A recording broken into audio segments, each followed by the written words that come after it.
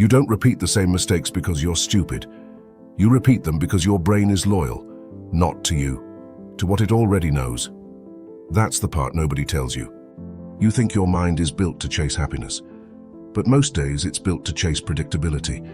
It would rather live in a room that smells like smoke if it knows where the door is, than walk into clean air with no map. That's samsara, stripped of incense and mystery, not reincarnation in some cosmic courtroom. Just you, reborn into the same argument, the same craving, the same late-night text you swore you'd never send again, the same fresh start that's actually just the old loop wearing a new outfit. You're standing in front of your fridge, staring like the light inside might give you a new personality. Your phone is in your hand. You're not hungry. You're not even bored in the normal way. You're just itchy, like your nervous system is pouring at the floor. And before you know it, you're eating something you don't even taste while scrolling something you don't even care about. It's not pleasure, it's anesthesia. And you hate yourself afterward, which is hilarious, because the whole point of the loop is to make sure you stay the same. Shame is just another anchor. It feels familiar too. It's not a wheel with gods and demons on it. It's a calendar full of promises you keep breaking. It's the dating app you delete at midnight and reinstall at lunch like nothing happened. It's your type, which is really just your trauma wearing cologne. It's your habits acting like loyal employees, clocking in every day to protect your identity from changing. And identity doesn't just live in your thoughts, it lives in your body. Your body has a preferred version of you, a baseline, a home address, even if that address is in a bad neighborhood. People call it homeostasis. Your system tries to keep things stable. Temperature, blood sugar, sleep rhythm, stress chemistry, the whole internal budget. But here's the part that stings. Your brain can treat stress like a normal temperature. If you've lived in chaos long enough, calm feels like a prank, like the movie got quiet right before the jump scare. So you don't choose toxic relationships the way people imagine, like you're picking a rotten apple over a fresh one because you enjoy suffering. You choose them because your nervous system recognizes them. Familiar hell, unknown paradise. That phrase sounds dramatic, but it's actually just biology with a tragic sense of humor. Someone is being kind to you, genuinely kind. They don't play games. They respond when they say they will. They don't make you decode their tone like it's a hostage note. They're steady, and you feel uneasy. Not because they're wrong, because they're different. Your brain leans forward like, where's the catch? Your stomach tightens like, this can't be real. Your mind starts inventing problems just to restore the old weather. So you start a fight, or you get the ick, or you vanish, or you go back to the person who makes you feel like you're auditioning for love. Then you call it fate. No, it's samsara.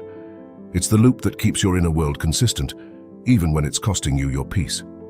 And the saddest part is that it's trying to help you. That's the absolution nobody gives you. You're not weak. You're not broken. You're not bad at love or lazy or undisciplined.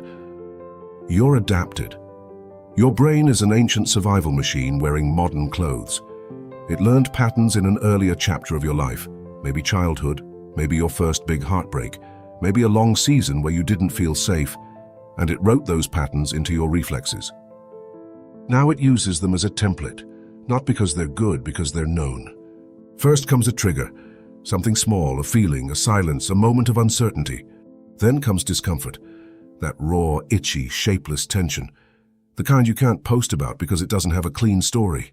Then comes the ritual, the habit, the text, the drink, the binge, the doom scroll, the flirt with the wrong person, the self-sabotage dressed up as being honest. Then comes relief, not joy, relief. The pressure drops. The nervous system says, we're back in our usual cage. Then comes the cost. Consequences, regret, sleep that doesn't work, relationships that rot, self-respect that leaks out slowly like air from a tire. Then comes the story. The story is crucial. The mind writes a quick myth. This is just who I am. Or love is always like this. Or I can't change. Or people always leave. Or I needed it. And that story becomes the new baseline. That's the wheel, not mystical, mechanical. And because it's mechanical, it's repeatable. The loop doesn't just protect you from pain. It protects you from freedom. Because freedom is expensive. Freedom means you lose your excuses. It means you can't hide behind the old script anymore. It means you have to grieve the identity you built around surviving. The strong one, the chill one, the independent one, the always gets hurt one, the fixer, the runner. Your personality might not be a personality. It might be coping with a good marketing team, and the loop will fight to keep that brand alive. You sit down to work on the thing that could change your life, your craft, your project, your body, your future, and suddenly you need to clean your entire apartment like you're preparing for a royal inspection. You remember an email from 3 months ago. You need to reorganize your notes. You need the perfect playlist. Then you open your phone for 1 second. 2 hours disappear, and you feel foggy and angry and smaller. That wasn't laziness. That was self-preservation. Not preservation of your future, preservation of your identity. Because if you actually do the thing, then you might become someone new. And the nervous system hates newness. Newness is uncertainty. Uncertainty used to mean danger. So your brain would rather keep you in the old cage with the familiar bruises than risk the open field. Toxic relationships are basically samsara with skin on it. A toxic relationship is a slot machine for your attachment system. Most days you lose, sometimes you win, and those rare wins hit like thunder. Your body remembers them more than the losses. That's not romance, that's conditioning.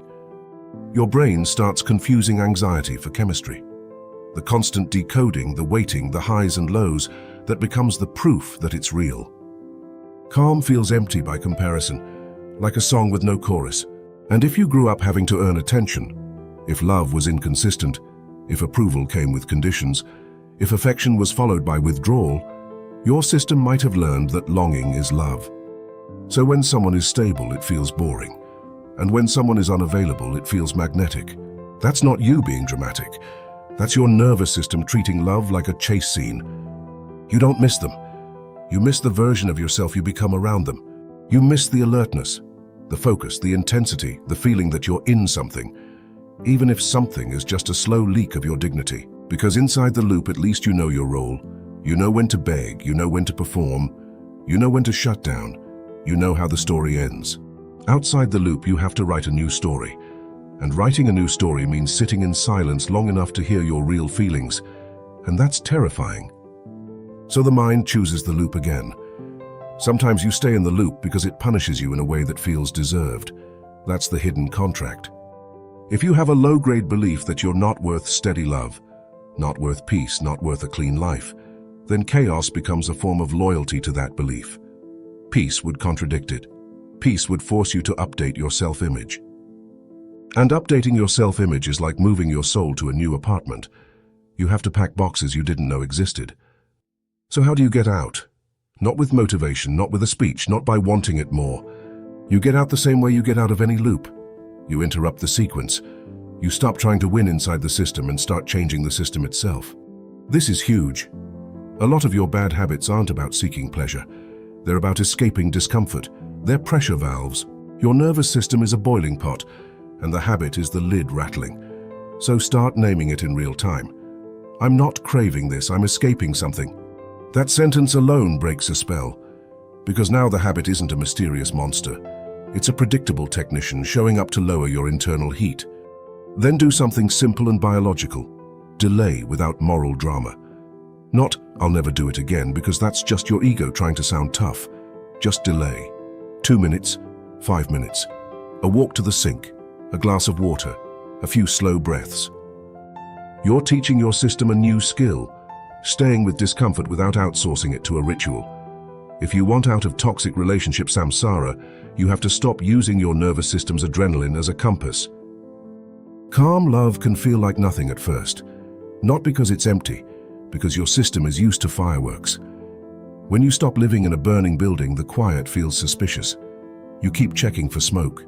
So you practice staying, not staying in the relationship necessarily, staying in the feeling of calm without manufacturing chaos. And you get specific about your type. Your type isn't a horoscope, it's a pattern. It's your attachment wound wearing a costume. So write down the traits you chase that always end the same way. Not the obvious ones like emotionally unavailable. The subtle ones. The way they make you work for basic kindness. The way you can't fully relax. The way you rehearse conversations in your head. The way you feel small and desperate and not enough. Those are not signs of love. They're signs your system is reenacting a script. Willpower is a tiny battery. Environment is the power grid. If you keep falling into the same habit at night, the solution isn't to become a stronger person at night. Night you is exhausted. Night you is running on fumes. So design the room so the loop can't start easily. Put the app behind a password you don't know. Keep your phone out of the bedroom. Remove the trigger foods. Block the account. Delete the number. Tell a friend the rule. If I message them, I have to Venmo you $50. Make the loop expensive, not as punishment, as protection. Because your future self is worth being defended with strategy, not begged with affirmations. Practice the unfamiliar on purpose. Because unknown paradise stays unknown until you live in it long enough for your body to stop calling it dangerous. You don't become free by thinking. You become free by repeating a new pattern until it becomes the new familiar. That's the real reincarnation. Not your soul in another body, your nervous system in another lifestyle. It's going to feel wrong at first. Like wearing clean clothes after years of smoke. Like sleeping in a quiet room after living next to a highway.